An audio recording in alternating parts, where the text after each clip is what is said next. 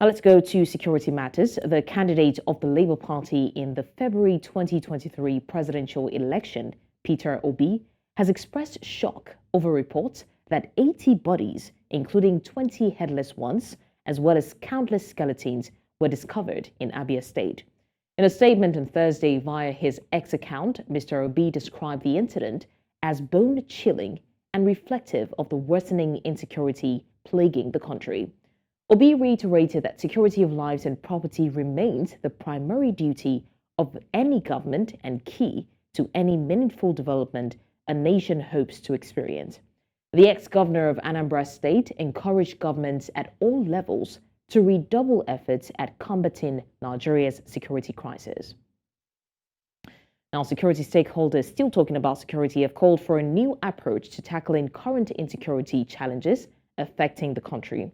This was during a two-day national stability dialogue which held in the nation's capital, Abuja, where experts urged government to take advantage of existing traditional mechanisms and infrastructure used in times past to tackle the nation's insecurity challenges. Amadine Uyi reports. In attendance were security stakeholders from across the country. The meeting, a national stability dialogue organized by civil society organization International Alert, presented an opportunity to appraise the current insecurity situation in the country and efforts being put in place to tackle them. This dialogue offers a valuable opportunity for us to discuss topical issues, propose innovative strategies, and insights to foster the access to justice. Justice, justice. You can't have peace without justice. Innovative strategies for defense transformation, like what says civil-military relations, and all of this should dovetail into peaceful, resilient Nigeria that stands tall among other member states. This stability dialogue, which is focused on setting priorities for peace, stability, and security, is one that brings all the key stakeholders together.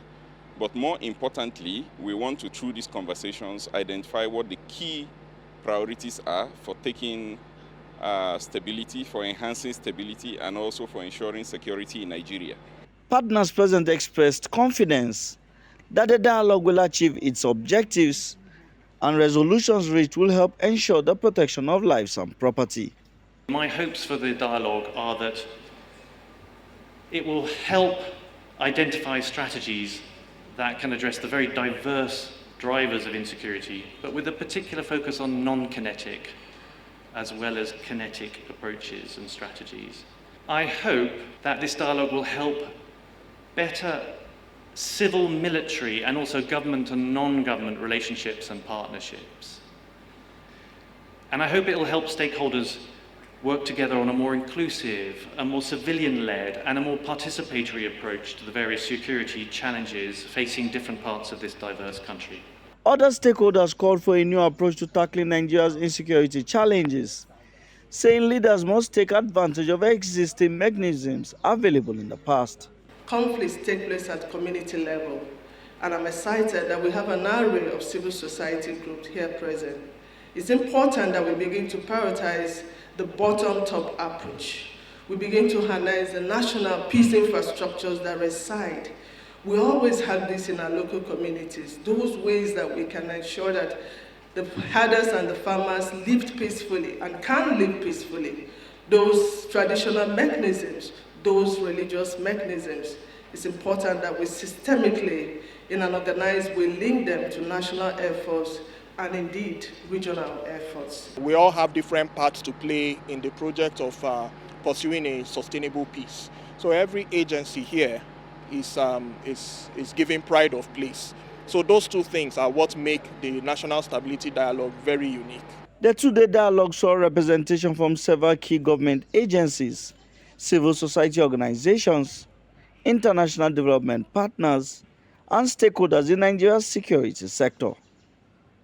Amadine Uyi, reporting for News Central.